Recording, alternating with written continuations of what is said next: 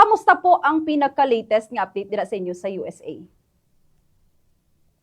Ay, ti igo man kami diri sa US isang pagsakas ang presyo sang gasolina kay worldwide na gid ina siya iya wala sang exemption kay tanan man tanan nga kapungsod sa kalibutan gamit sang gasolina ti nagasaka gid kay mo sa ginamo sa Iran kag daw sa subong wa gid sang makita nga solusyon. So amo na so maglala pag so far ang direction is getting worse na imbis nga getting better. Sir, may pagbag-o bala ang presyo sang inyong mga balaklon dira kay nagsaka ang presyo sang petrolyo?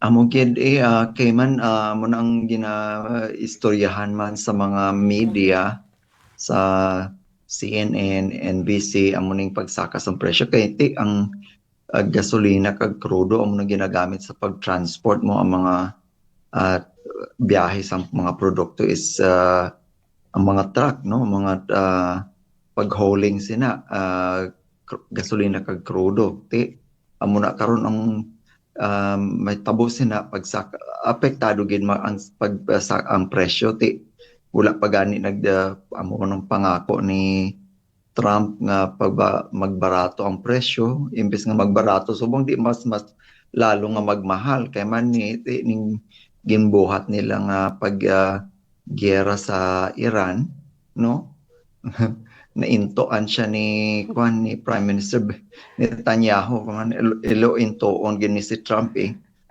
gamay lang nga dayaw lipay na siya iya karon tanaw man ang mga leader sa Middle East kay man salig-salig man sa iya karon tanawa sunog sila tanan. Sir, ano ang reaksyon sa mga Filipino community dira sa inyo po bahin sa ginhimo nga tikang ni President Donald Trump?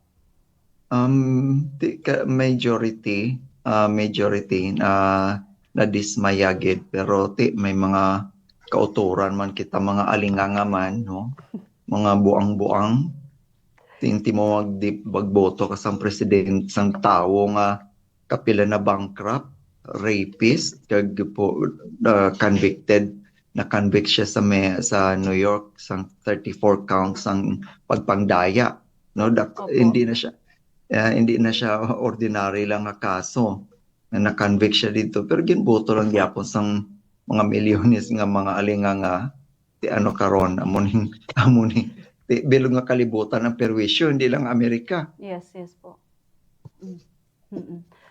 Sir, nagakulang bala ang supply nyo dira sang gatong dira naman sa USA? Mabarsyagan nyo na bala?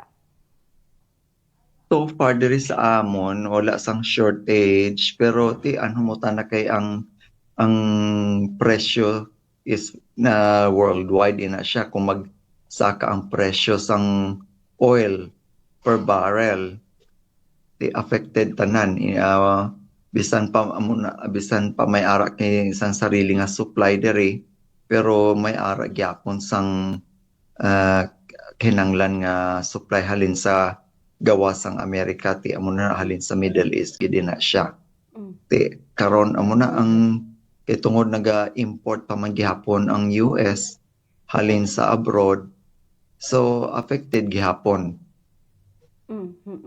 Sir, karon kun ilaragway mo ang pungsod USA, sir, may mga damages na bala o dagko na bala ang damages sa pang-atake man sang Iran dira sa inyo?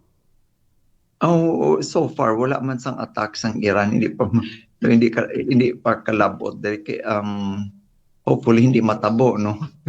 Sige giyera kung matabo na mas lalo na gid nga maglala ang economy kay man ang kung kasulod na maglambot dari sa Amerika ang ginamo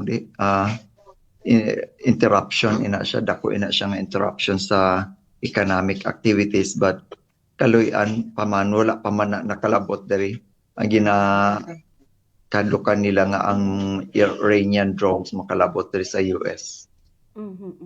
Sir, ano po ang pinaka-latest nga update sa mga Filipino community dira? Sir, may balak bala sila magpauli diri sa pungsod Pilipinas sa tunga sang kinagamo po?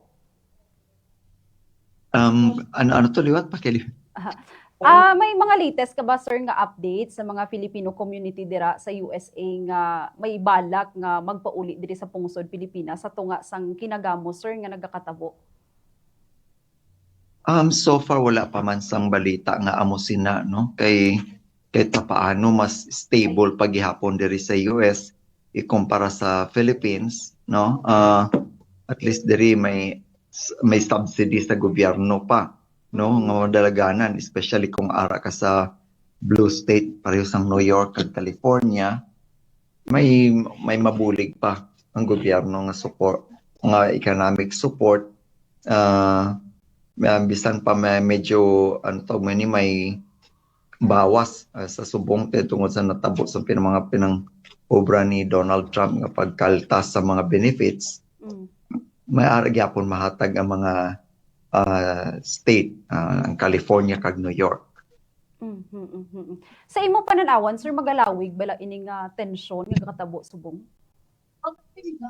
Sa tanaw ko maglawig pagid ni no kay man naipit na gid si buang-buang nga Trump ni way sa magbulig sa iya, pero daw ang UK yata daw hatag suporta, pero aside sa UK ang iban nga mga pungsod sa Europe hindi magbulig sa iya. Tapos gin-insulto niya pa ang Prime Minister sang Japan. Dugang pagid. Why ni niskwilahan sa history si Trump kag sa good manners and right conduct. Mainsultohon mo ba naman ang Prime Minister sang Japan nga kagani bulig, insultohon mo pa harap-harapan sa media. Alinga nga gid. Amo na so far ang hatag sang daw positive nga support, daw positive nga action kag ni daw may pangako ang UK. Amo sina subong aside sa UK wala sang gusto magbulig kay Trump. So far, sir, ang sitwasyon dira sa inyo karon daw normal pa lang man siya gihapon, hindi pa gid man sila nga apektado din ang mga pumuluyo dira? Sa peace and order medyo normal pa naman.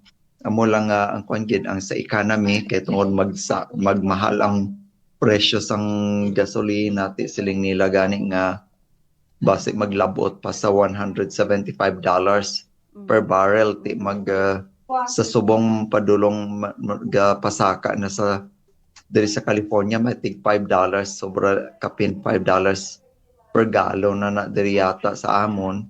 Base maglabot pa na sa $7, ti maghiribio na gina sila eh.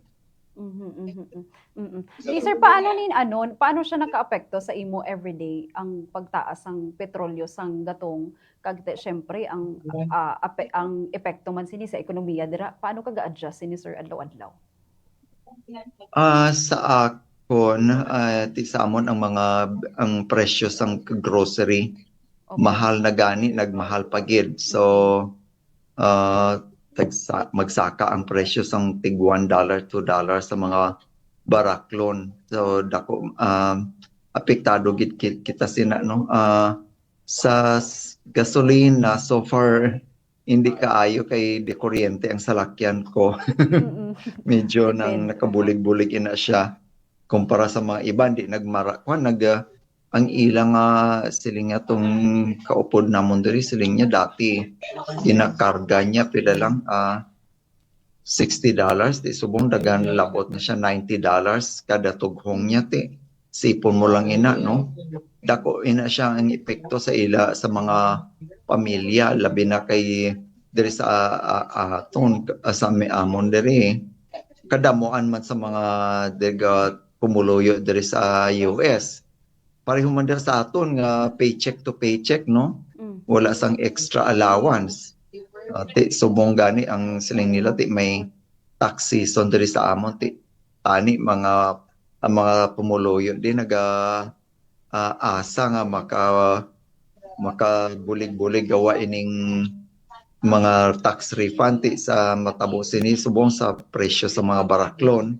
kag sa gasolina ay why pulos wagid kay mabulig nga dako ang mga tax refund no sa usually next month magsugod na ina next month tani ti ano mo kay ga pasaka ang presyo sang gasolina, crudo kag mga grocery ti wala lang gyapon. Sir, last po, mensahe na lang sa gobyerno sa pungsod Pilipinas, mangin man po sa mga Pilipino nga apektado sining kinagamo, sir, dira sa Middle East. Tani kabay pang ambot na lang ko anong matabo sini karon no kay dati na pabalik-balik na ini no paliwat-liwat na ini nga himtang ining giyera sa Middle East kung ang republic kung ni mangin ano ini tampad no ang mga aton mga government officials sa mga pumuluyo nato no hindi nga puro ang labi na sana ang problema pindako nga problema sa national nga kadamo sa mga iskandalo mga corruption tani masulbad na ina kag aton mga kauturan mangin kuan na tani kita no tawag mo sana bright matalino na tani kita sa pagpili ba wagid nagabago ang Pilipino sa pagpili sa mga opisyales no so muna ti tungod sa mga decisions ang mga pumuluyo nga hindi maayo nga pagpili sa mga opisyales ti amo na karon nga sa panahon nga krisis nga ministeryo ni ti ano karon ang pumuluyo o suffer so kabay pa nga alam din sa mga kabataan no sa Gen Z nga tani may makuha sila nga lections sa nga krisis nga ini. Sir Peter, madamo gid nga salamat sa tion nga ginhatag mo sa Mobo Radio. Kabalo gid ako nga busy ikaw da. Sir Peter, halong ikaw kag God bless you po. Madamo nga salamat kag condolences kali sa pamilya ni Mayor Ojena kag sa former na teacher nga si Mama Del Espartero. Madamo gid nga salamat kag maayong gabi sa tanan.